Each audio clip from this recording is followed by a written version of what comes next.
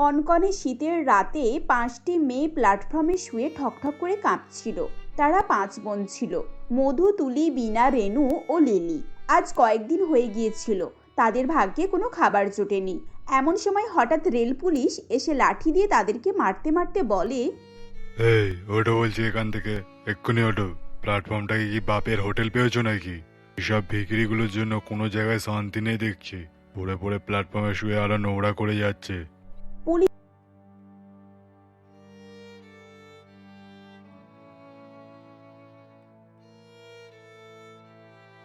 ঠান্ডা বাতাস বইছিল আর কুয়াশায় ভর্তি হয়েছিল।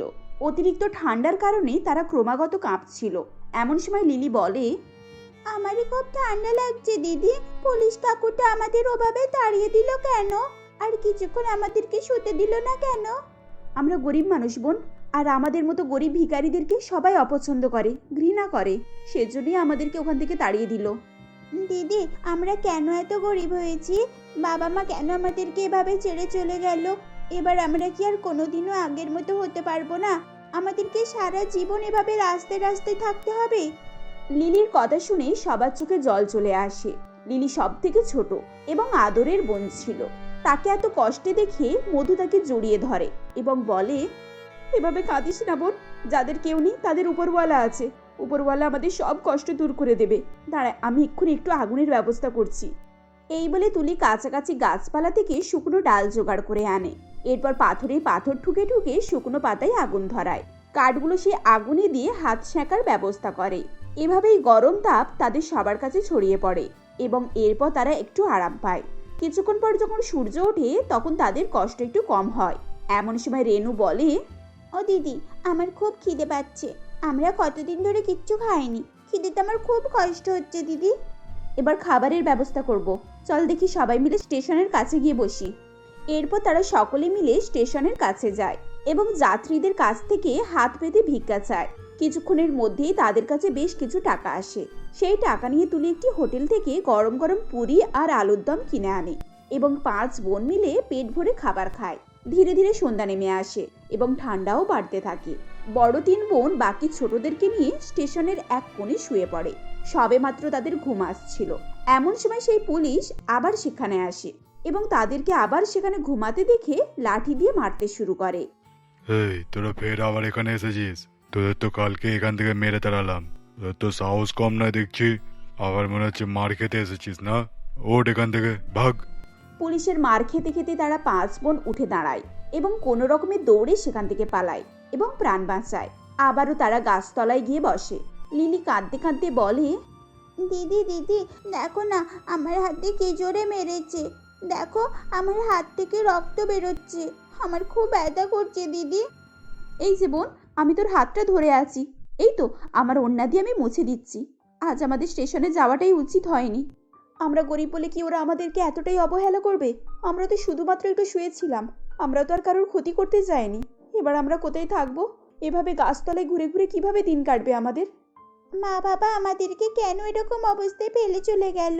বাবা মা থাকলে আজ আমাদের কোনো কষ্ট হতো না। তুলি তার 4 বোনকে জড়িয়ে ধরে কাঁদতে থাকে। আসলে তাদের অবস্থা প্রথম থেকে এরকম ছিল না। তাদের বাবা ধীরেন বাবু এবং মা অনামিকা দেবী একটি ফ্যাক্টরিতে কাজ করতেন। তাদের দুজনের ইনকামে বেশ ভালোভাবেই তাদের সংসার চলে যেত। তারা যেই ফ্যাক্টরিতে কাজ করত, সেই ফ্যাক্টরির মালিক একটি গ্রামের দিকে নতুন আরেকটি ফ্যাক্টরি খোলেন। তিনি সেখান থেকে ধীরেনবাবু, অনামিকা দেবী আরও কয়েকজনকে গ্রামের ফ্যাক্টরিতে ট্রান্সফার করে দেন। তাই তারা তাদের পরিবার নিয়ে শহর থেকে গ্রামের দিকে ফিরছিলেন। কিন্তু ফেরার পথে তাদের বাস অ্যাক্সিডেন্ট হয়। ধীরেনবাবু এবং অনামিকা দেবীর গভীর চোট হয়। তাদের 5 মেয়েরও চোট লাগে। এরপর অ্যাম্বুলেন্স আসে এবং তারা 2 স্বামী স্ত্রী তাদের 5 মেয়েকে অ্যাম্বুলেন্সে তুলে দেয়। অ্যাম্বুলেন্সে আর পেশেন্টের জায়গা ছিল না, তাই তারা সেখানেই রয়ে যায়। কিছুক্ষণ পর তারা মারা যায়। এদিকে 5 বোন হাসপাতালে 1 সপ্তাহ চিকিৎসায় থাকার পর একটু সুস্থ হয় এবং ছাড়া পায়। হসপিটাল থেকে ছাড়া পাওয়ার পর তারা পথে ঘাটে অসহায়ের মতো জীবন কাটাতে থাকে। সেদিন তারা নিজেদের ভাগ্যের উপর এভাবেই দুঃখ করছিল। এমন সময় তাদের কাছে একদল দিনমজুর হেঁটে যায়। তাদেরকে দেখে তুলি বলে, কাকা কাকি, তোমাদের বাড়ি কোথায়? তোমরা কোথায় যাচ্ছ? তোমরা কি কোথাও কাজ টাজ করো নাকি? আমাদের বাড়ি গ্রামের ভিতরে। আমরা এই সামনে কাঠগোলাতেই কাজ করি। এখন কাজে যাচ্ছি, আবার সন্ধ্যের সময় দেখা হবে। তা তোমরা কারা বাছা? তোমাদের তো আগে কখনো দেখিনি। আমরা অনাথ কাকা। বাস অ্যাক্সিডেন্টে আমাদের বাবা মা মারা গেছে। এরা আমার বোন। আমি এদেরকে নিয়ে আজ 4-5 দিন ধরে পথে পথে ঘুরছি। আমার যাওয়ার কোনো ঠিকানা নেই। তুলির কথা শুনে কুলি ভদ্রলোক এবং তার স্ত্রী প্রতিমা দেবী খুবই দুঃখ পায়। তখন প্রতিমা দেবী বলেন, আহারে, এই ছোট ছোট মেয়েগুলোকে এভাবে রাস্তায় কষ্ট পেতে হচ্ছে। এদেরকে আমাদের সঙ্গে কাজে নিয়ে গেলে হয় না? ওখানে যাই হোক কাজ করবে, তাতে অন্তত পেট ভরে দুমুঠো খেতে তো পারবে। তুমি এদেরকে নিয়ে চলো না, আমরা না হয় মালিকের হাতে পায়ে ধরে বলবো এদেরকে কাজে রাখতে। এরকম হলে তো খুব ভালোই হয়, কিন্তু মালিক কি এদের কাজে রাখবে? একবার না হয় গিয়ে দেখি না কি বলে। এরপর মহেশ এবং প্রতিমা তাদের 5 বোনকে সঙ্গে করে কাঠগোলায় নিয়ে যায় এবং মালিক এতগুলো মেয়েকে তাদের সঙ্গে আসতে দেখে বলে, কি ব্যাপার মহেশ, এরা কারা? কোথা থেকে এত মেয়েদের ধরে নিয়ে এলি? এরা কি তোর কেউ হয় নাকি? মহেশ মালিকের কথায় জবাব দিয়ে বলে, এরা আমার বোনের মেয়ে। আমার বোন আর জামাইবাবু একটা দুর্ঘটনায় মারা গিয়েছে না, আর এই 5টি মেয়েকে আমার দরজায় ছেড়ে দিয়ে গিয়েছে। এখন আমি কি করব কিছুই বুঝতে পারছি না। এই পরিস্থিতিতে এই 5টা মেয়েকে কিভাবে পরিশ্রম করে খেটে খাওয়াবো বলো? তাই তো সঙ্গে করে এনেছি। সঙ্গে করে নিয়ে এসেছিস মানে? আমি কি এখানে দানপত্র খুলেছি নাকি? নাকি তুই এটাকে অনাথ আশ্রম পেয়েছিস যে এই মেয়েগুলোকে নিয়ে এখানে এসে হাজির হবি? না না মালিক, আমরা এদেরকে এখানে এমনি এমনি আনিনি। ওরা আপনার এখানে কাজ করবে, আর তার বাবদ আপনি যা দেবেন তা দিয়েই ওদের চলে যাবে। প্রতিমার কথা শুনে মালিক হো হো করে হেসে ওঠে এবং বলে, হা হা হা, তোরা এই আটানা চারানাগুলোকে এখানে কাজ করতে নিয়ে এসেছিস? এরা কতটুকুই বা কাজ করতে পারবে? এদেরকে কাজ করালে লাভের চেয়ে ক্ষতির পরিমাণ বেশি হবে। এই বড় 3টে মেয়েকে যা রোজ দেওয়ার তাই দেবেন। এই বাচ্চা 2টো মেয়েকে কোনো টাকা দিতে হবে না। এরা এমনি একটু আধটু যা করার করবে। মালিক দয়া করে আমাদের মতো অনাথ মেয়েদেরকে একটু সাহায্য করুন। আপনি যদি আমাদের কাজে রাখেন তাহলে উপরওয়ালা আপনাকে সবসময় সুখে রাখবেন। তুলির কথা শুনে মালিকের মন একটু নরম হয় এবং সে তাদেরকে কাজে রেখে দেয়। সারাদিন ধরে তারা 3 বোন কাঠের আড়তে কাঠ ও বাঁশ বওয়ার কাজ করত। ছোট 2 বোন তাদের দিদিদেরকে সাহায্য করত। সারাদিন কাজ করার পর বাড়ি ফেরার সময় মালিক তাদেরকে 300 টাকা দেয়। তারা টাকা নিয়ে সেখান থেকে রওনা দেয়। ফেরার সময় তারা মহেশ ও প্রতিমা দেবীকে ধন্যবাদ জানায়। এমন সময় মহেশ বলে, বাচ্চারা, তোরা রাত কাটাবি কোথায়? এই শীতে গাছের গোড়ায় পড়ে থাকলে তো শরীর খারাপ করবে। আমি তোদেরকে সঙ্গে করে নিয়ে যেতাম, কিন্তু আমার নিজেরই 1 কামরা ঘর, সেখানে আমরা 2 জন আর আমার ছেলে মেয়েরা থাকে। তোদেরকে সেখানে নিয়ে গিয়ে কোথায় রাখবো বলতো? আরে নানা কাকা বাবু, ও নিয়ে আপনি একদম চিন্তা করবেন না। আপনি আমাদের জন্য যা করেছেন সেটা অনেক। আমরা রাতে এখানে সেখানে করে কাটিয়ে দেব, আমাদের সমস্যা হবে না। আচ্ছা ঠিক আছে, কালকে ঠিক সময় কিন্তু ওখানে পৌঁছে যাবে, কিন্তু দেরি করিস না যেন, তাহলে মালিক বহুত বকাবকি করবে। ঠিক আছে কাকা বাবু, আপনারা সাবধানে যাবেন। তুলি তার বোনেদেরকে নিয়ে একটি হোটেলে যায় এবং তারা রাতের খাওয়া দাওয়া সারে। হোটেলের পাশে একটি মন্দিরে তারা রাতে ঘুমোয়। সারাদিন পরিশ্রম করার ফলে সেদিন রাতে তাদের খুব ভালো ঘুম হয়, কিন্তু শীত লাগার কারণে কষ্টও হয়। পরের দিন সকালে তারা আবার মহেশ এবং প্রতিমার সঙ্গে আড়তে কাজে যায়। 4 দিন ধরে বাঁশ ও কাঠ বওয়ার কাজ করে আবার ফিরে আসে। এভাবেই 4-5 দিন কাটে। এমনই একদিন মধু বলে, এভাবে কতদিন আর মন্দিরে রাত কাটাবো? এভাবে খোলা জায়গাতে শুতে খুব ভয়ও হয়। তাছাড়া এখানে এত ঠান্ডা, এত কষ্ট। আমাদের যদি নিজেদের একটা বাড়ি থাকতো তাহলে আমরা আরাম করে সে বাড়িতে থাকতে পারতাম। তুই ঠিকই বলেছিস, আমাদের যদি একটা কুঁড়ে ঘরও থাকতো তাতেও আমরা অন্তত মাথা গোজার মতো জায়গা পেতাম। এখানে এভাবে পড়ে থাকা, তাও ছোট ছোট মেয়েদেরকে নিয়ে, খুবই সমস্যার। পরের দিন মধু মহেশকে বলে, কাকাবাবু, আপনার সঙ্গে একটা কথা ছিল। বলছি কাকাবাবু, একটা বাড়ি বানাতে কেমন খরচ হবে? মা, বাড়ি বানানো তো অনেক খরচের ব্যাপার, আর তাছাড়া পাকা বাড়ি বানানো তো আমাদের গরিবদের কাছে সাধ্যের বাইরে। এদিকে মাটির বাড়ি বানাতে গেলেও ভালোই খরচা আছে। মাটি তৈরি করা, কাঠামো তৈরি করা, কাঠামো বানানো, মজুর খরচ, ছাউনি, এসব নিয়ে প্রায় 1,00,000 টাকার ব্যাপার। কি বললেন, 1,00,000 টাকা? মাটির বাড়ি তৈরি করতে এত টাকা খরচ হয়? সে তো হবেই মা, মজুর এত যে তোমার 40,000 টাকার মতো চলেই যাবে। তারপর জিনিসপত্র কেনা আছে, টালি, বাঁশ, কাঠ, এসব তো আরো অনেক খরচ হয়ে যাবে। মহেশের কথা শুনে মধুর মন খারাপ হয়ে যায়। মহেশ ব্যাপারটা লক্ষ্য করে এবং বলে, আমি জানি তোমরা বাড়ির জন্য কত কষ্ট পাচ্ছ। আমি বলি কি, তোমরা না হলে আমার সঙ্গে চলো, আমার বাড়ির দাওয়াতে তেরপল খাটিয়ে তোমাদের থাকার ব্যবস্থা করে দেব। কাকাবাবু, আপনি আমাদের জন্য অনেক করেছেন। শহর থেকে গ্রামে এসে আমরা অনাথ হয়েছি, কিন্তু আপনাকে আমরা গার্জেনের মতো পেয়েছি। আমরা আপনার উপরে আর বোঝা বাড়াতে চাই না, তবে আপনার সঙ্গে একটা পরামর্শ ছিল। হ্যাঁ মা, তোমরা যা বলতে চাও পরিষ্কার করে বলো না। বলছিলাম কি, আমরা যে মন্দিরটাই থাকি তার পাশ থেকে একটা রাস্তা জঙ্গলের দিকে চলে গেছে। ওই জঙ্গলের জায়গা জমিগুলো কি কারোর কেনা জমি? আরে না না, ওগুলো প্রতীর জমি। বহু বছর আগে নাকি এই গ্রামে একটা রাজা বাস করতো, তারই এইসব সম্পত্তি ছিল। এখন ওই রাজাও নেই আর রাজত্বও নেই, আর এইসব জায়গা এমনি পড়ে রয়েছে। আর এখানে কেউ ভোগ দখলও করতে চায় না। তা হঠাৎ তুমি এইসব জিজ্ঞাসা করছো কেন? এখানে থাকার ব্যবস্থা করছো নাকি? সেরকম কিছুই ভাবছি কাকাবাবু। আমাদের তো আর কোনো জমি কেনার সামর্থ্য নেই, আর অন্যের জমিতে বসবাস করলে তারা যে কোনো মুহূর্তে আমাদেরকে তাড়িয়ে দেবে। তাই এমন একটা জমির খোঁজ করছি যেখানে কেউ আমাদেরকে তাড়াতে পারবে না। এই জায়গায় তুমি নিশ্চিন্তে থাকতে পারো, ওখানে ওই গ্রামে কেউই যায় না। তাছাড়া ওসব জায়গা নিয়ে কারোর কোনো মাথা ব্যথাও নেই। তুমি এখানে বাড়ি করলে কেউ তোমাকে কিছু বলবে না। মহেশের কথা শুনে তুলি একটু স্বস্তি পায়। পরের দিন আড়তে কাজ করার পর তারা লক্ষ্য করে যে তাদের কাজ হয়ে যাওয়ার পর খুঁত থেকে যাওয়া বাঁশ ও কাঠ প্রত্যেকদিন আলাদা করে ফেলে দেওয়া হয়। সেগুলোকে যে যেমন করে পারে কুড়িয়ে বাড়ি নিয়ে যায়। তুলি আর মধু এসব দেখে এবং তুলি বলে, দিদি, আমি যে ভাবছি তুইও কি তাই ভাবছিস? হ্যাঁ, আমিও এই বাঁশ দিয়ে বাড়ি বানানোর কথাই ভাবছি। সবাই তো দেখছি নিজেদের ইচ্ছা মতো এখান থেকে বাঁশ কাঠ নিয়ে যাচ্ছে। তাহলে আমরাও আজ থেকে এখান থেকে বাঁশ কাঠগুলো নিয়ে যাব আর তা দিয়ে আমাদের বাড়ি বানাবো। যেমন বলা তেমনি কাজ। তারপর তারা 5 বোনে বাড়ি যাওয়ার পথে বাঁশ কাঠ ইত্যাদি নিয়ে মন্দিরের সামনে একটি জায়গায় জড়ো করতে থাকে। দেখতে দেখতে তারা অনেক বাঁশ জোগাড় করে ফেলে। এরপর তারা দূরে জঙ্গলের ধারে একটি জায়গা বেছে নেয়, যেখানে বাড়ি তৈরি করলে তাদেরকে কেউ কিছু বলতে পারবে না। তারা 5 বোন সারাদিন কাঠের আড়তে কাজ করত এবং বাড়ি ফিরে এসে নিজেদের বাঁশের বাড়ি তৈরি করার কাজ করত। এভাবেই দেখতে দেখতে 8 দিন পর তারা নিজেদের বাড়ি তৈরি করে ফেলে। রোজগার করা টাকা দিয়ে তারা বাড়ির বিভিন্ন সরঞ্জাম ও 2টো কম্বল কেনে। প্রথম দিন বাড়িতে ঢুকে সবাই খুবই আনন্দিত হয় এবং লিলি বলে, দিদি, এটা এবার থেকে আমাদের বাড়ি তো? এখানে থাকলে আমাদেরকে কেউ কিছু বলবে না তো? না বোন, এটা সম্পূর্ণ আমাদের বাড়ি। আজ থেকে আমরা নিশ্চিন্তে এই বাড়িতে থাকব। সেদিন কাজ থেকে ফেরার পর তারা নিজেদের তৈরি এবং রাতে খাওয়া দাওয়া করে এবং রাতে কম্বল গায়ে দিয়ে নিশ্চয় বিছানা করে মোটা কম্বল।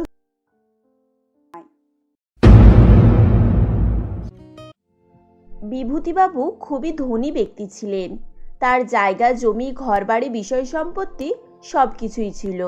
বলতে গেলে তিনি শ্যামপুর নগরের সব থেকে ধনী ব্যক্তি ছিলেন।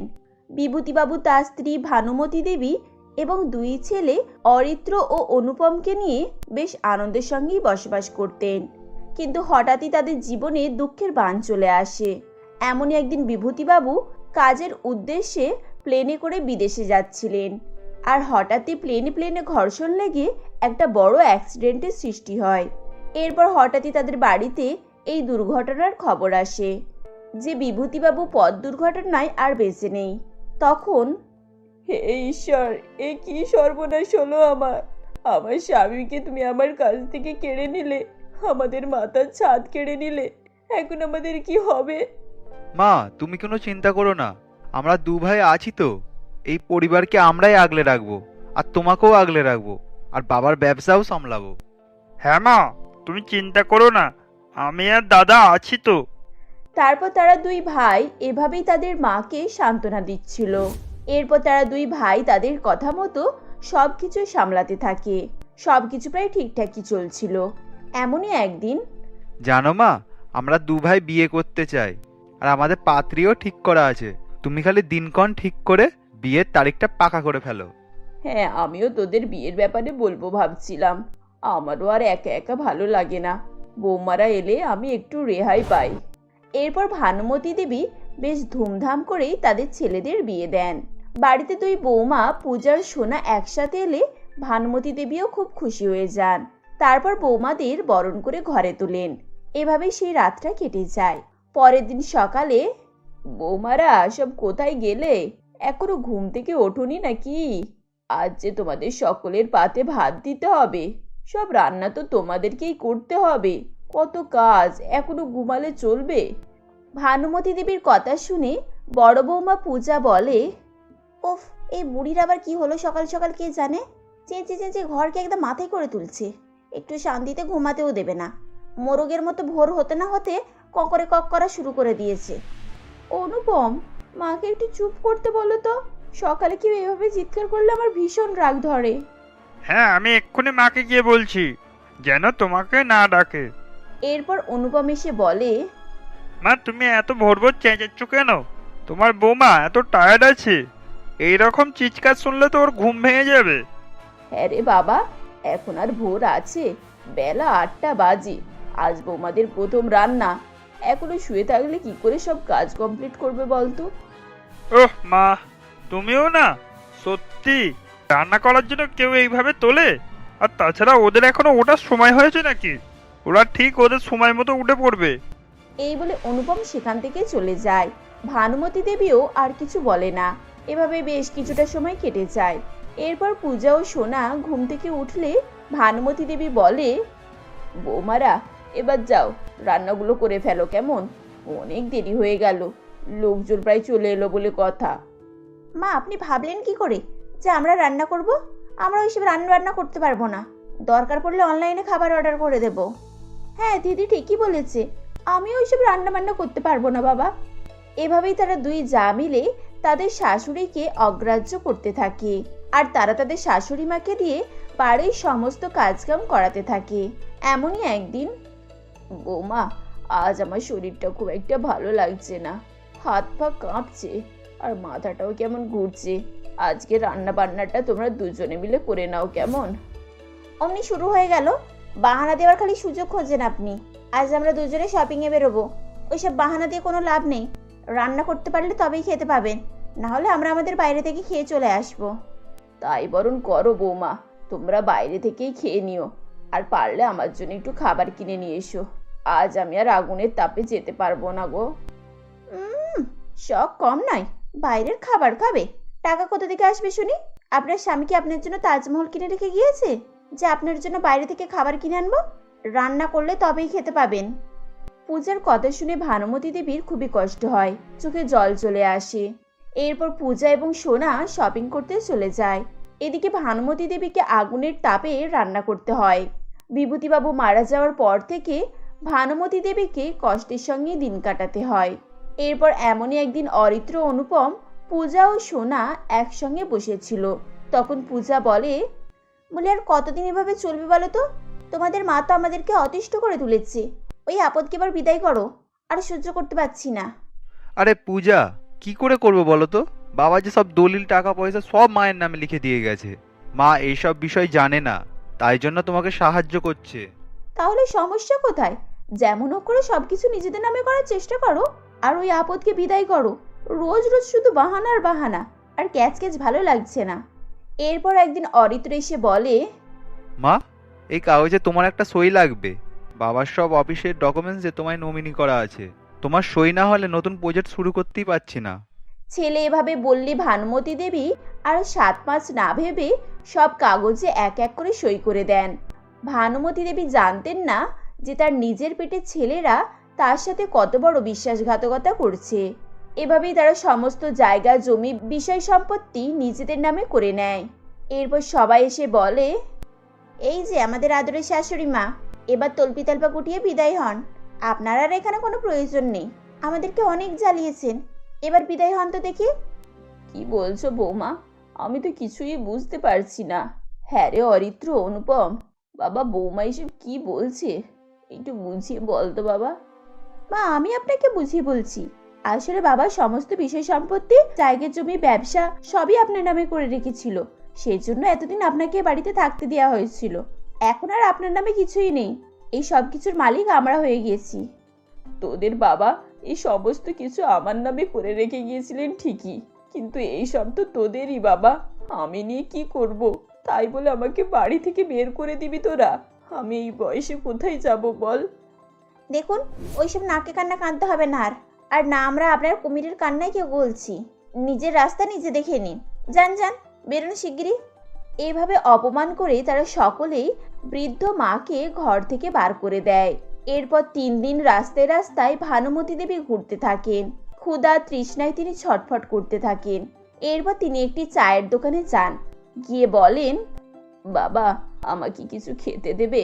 আমার খুব জোরে খিদে পেয়েছে, আজ 3 দিন হয়ে গেল, আমার পেটে একটাও দানা পানি পড়েনি। এই বুড়ি, এই নে গরম গরম লুচি তরকারি, আর তোর হয়েছে কি ওই 80 টাকা। বাবা, আমার কাছে তো টাকা নেই। আমার ছেলেরা আমাকে ঘর থেকে তাড়িয়ে দিয়েছে। আমি এই 3 দিন থেকে রাস্তায় রাস্তায় ঘুরছি। কি বললি? টাকা নেই? টাকা না নিয়েই চলে এসেছিস? যা যা, সকালবেলায় পুরো মুডটা খারাপ করে দিল। কে জানে এবার সারা দিনটাই খারাপ যাবে। এই বলে লোকটি ভানুমতী দেবীকে ঘর থেকে তাড়িয়ে দেয়। ভানুমতী দেবী মনের দুঃখে সেখান থেকে চলে যায়। এরপর তিনি ক্ষুধার্ত তৃষ্ণার্ত অবস্থায় রাস্তায় রাস্তায় ঘুরতে থাকেন।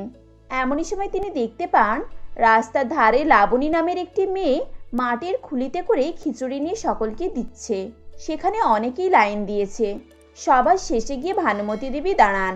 ভানুমতী দেবী লাইন আস্তে আস্তে সব খিচুড়ির খুলি শেষ হয়ে যায়।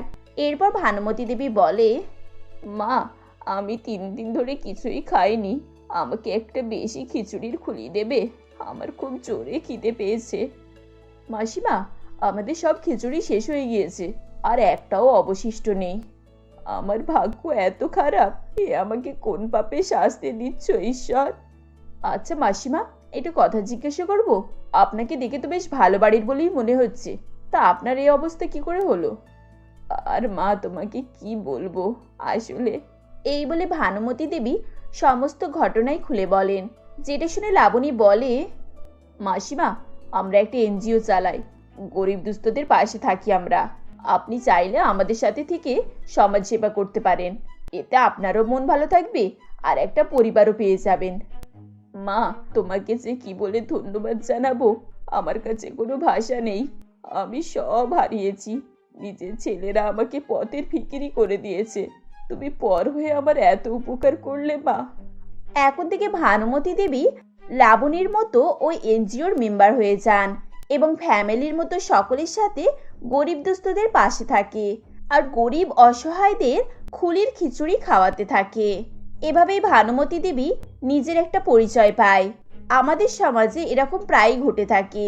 কখনো কখনো পরের লোকেরা আপনজনের থেকেও অনেক আপন হয়ে ওঠে।